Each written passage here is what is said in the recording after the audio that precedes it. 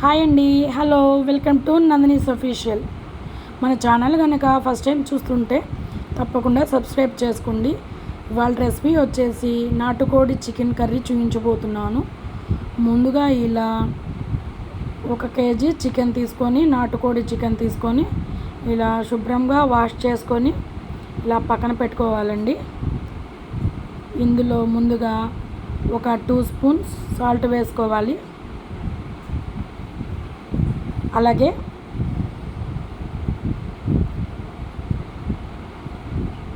ఇలా మ్యాగ్నేషన్ చేసుకొని పక్కన పెట్టుకుంటే మనకి కర్రీ అనేది బాగా వస్తుందండి.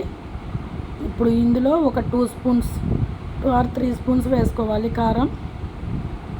నాటుకోడి కదండి, కొంచెం కారం ఎక్కువ పడుతుంది.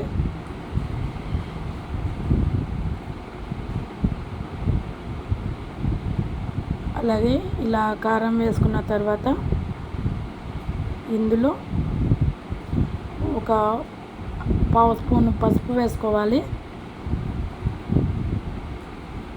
మొత్తం ఇలా కలిసేలాగా బాగా మిక్స్ చేసుకోవాలండి. ఈ ఉప్పు కారం అనేది ముక్కకి బాగా పడుతుంది అప్పుడు ఇలా మిక్స్ చేసుకుంటే. ఇలా మిక్స్ చేసుకొని మూత పెట్టుకొని ఒక అరగంట పాటు పక్కన పెట్టేసుకుందాం. ఇప్పుడు ఇందులోకి మనం పొడి మసాలా అండి, ఒక 1/2 కప్పు ధనియాలు వేసుకోవాలి. అలాగే 1 స్పూన్ జీలకర్ర కూడా వేసుకోవాలి. కొద్దిగా దాల్చిన చెక్క వేసుకోవాలి. అలాగే ఒక 10 నుండి 12 వరకు లవంగాలు, ఒక 6-7 ఎండుమిరపకాయలు వేసుకోవాలి. అలాగే ఒక 5-6 మిరియాలు కూడా వేసుకోవాలండి. ఇట్లా స్లో ఫ్లేమ్లో పెట్టుకొని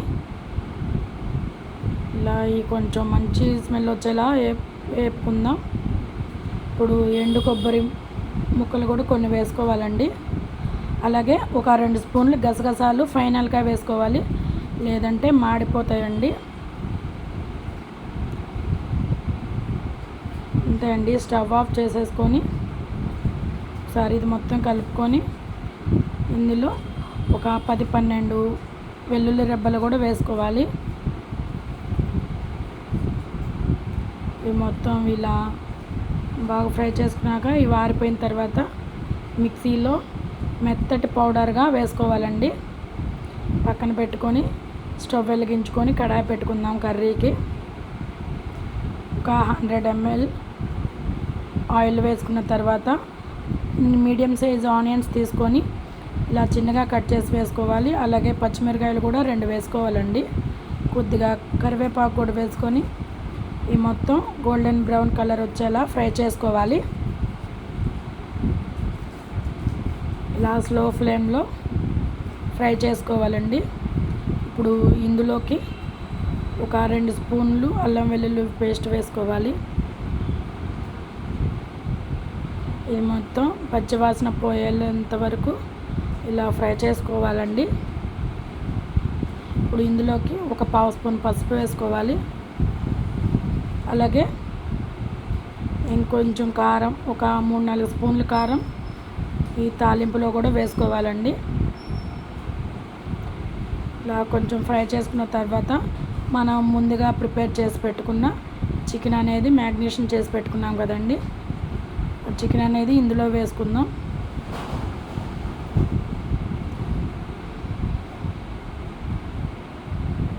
కడాయిలో వేసుకొని ఇది మొత్తం బాగా కలిసేలాగా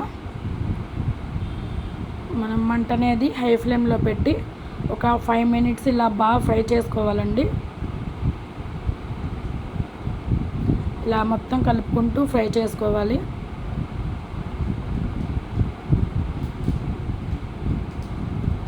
చూసారు కదా, ఇలా మొత్తం కలుపుకుంటూ అడుగు నుండి మొత్తం కలుపుకుంటూ ఇలా ఫ్రై చేసుకోవాలి. ఇప్పుడు ఈ మసాలాలు మొత్తం ఈ చికెన్కి పట్టి చాలా బాగుంటుందండి ఇలా చేస్తే. చూసారు కదా, ఆయిల్ అనేది ఇలా బయటకు వచ్చేస్తుంది. ఇప్పుడు ఇందులో మనం ఒక 3/4 లీటర్ వాటర్ పోసుకోవాలి.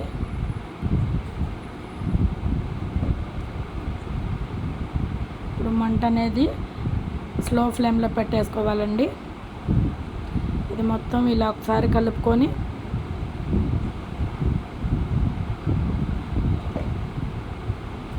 ఇలా వాటర్తో ఉడికితే చాలా బాగుంటుంది, ముక్క కూడా బాగా ఉడుకుతుందండి. ఇలా మొత్తం ఇలా స్ప్రెడ్ చేసుకొని మూత పెట్టుకొని ఒక 40 to 50 మినిట్స్ ఉడికించుకోవాలండి. 40 నుండి 50 నిమిషాల వరకు ఉడికించుకోవాలి.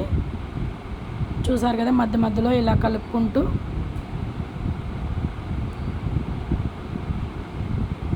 నాకైతే ఈ స్టేజ్కి రావడానికి 50 నిమిషాలు పట్టిందండి. మనకి ఇప్పుడు ముక్క కూడా బాగా ఉడికిపోతుంది.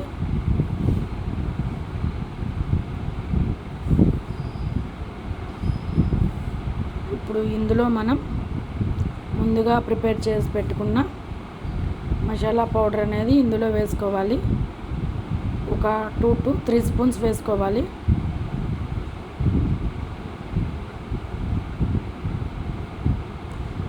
ఇది మొత్తం బాగా కలిసేలాగా కలుపుకోవాలి ఫ్రెండ్స్.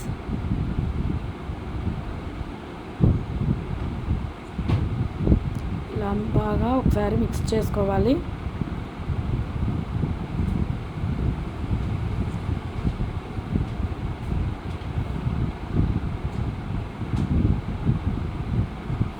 మొత్తం కలుపుకుంటూ ఒక 2 మినిట్స్ ఇలా ఉడికించుకోవాలి. ఇప్పుడు మూత పెట్టుకొని మరి ఒక 10 మినిట్స్ ఉడికించుకోవాలి. 10 మినిట్స్ తర్వాత చూసారు కదా, మనకి గ్రేవీ టెక్స్చర్తో చాలా బాగా వచ్చిందండి. చూసారు కదా ఎంత బాగా వచ్చిందో గ్రేవీ అనేది. గ్రేవీ చూసారు కదండి ఎంత బాగా వచ్చిందో.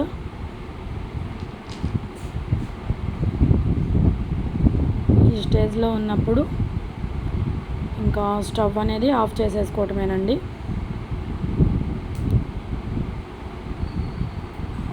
చూసారు కదా, మనకి నాటుకోడి చికెన్ కర్రీ అనేది రెడీ అయిపోయింది. చక్కగా చికెన్ గ్రేవీతో చాలా బాగా వచ్చిందండి. చూసారు కదండి ఎంత సింపుల్గా చేసేసుకోవచ్చో. మీరు కూడా తప్పకుండా చేయండి ఫ్రెండ్స్, ట్రై చేయండి. ఈ వీడియో కనుక నచ్చితే లైక్ చేయండి, షేర్ చేయండి, సబ్స్క్రైబ్ చేయండి. Thank you for watching.